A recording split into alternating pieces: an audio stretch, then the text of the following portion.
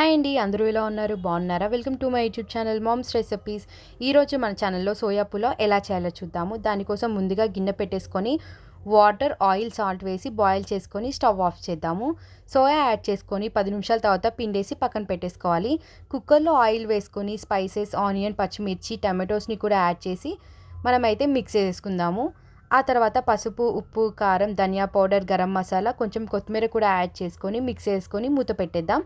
ఒక 5 నిమిషాల తర్వాత టమాటోస్ అయితే సాఫ్ట్ అయిపోయి ఉంటుంది. 1 స్పూన్ అల్లం వెల్లుల్లి పేస్ట్ వేసుకొని పచ్చివాసన పోయిన తర్వాత పెరుగు, సోయా కూడా యాడ్ చేసి మిక్స్ చేసి మూత పెట్టేసుకోవాలి. ఇవి కొంచెం మగ్గిన తర్వాత ఇందులోకి అయితే హాఫ్ అన్ అవర్ ముందర నానబెట్టుకున్న బాస్మతి రైస్ని కూడా యాడ్ చేసేద్దాం.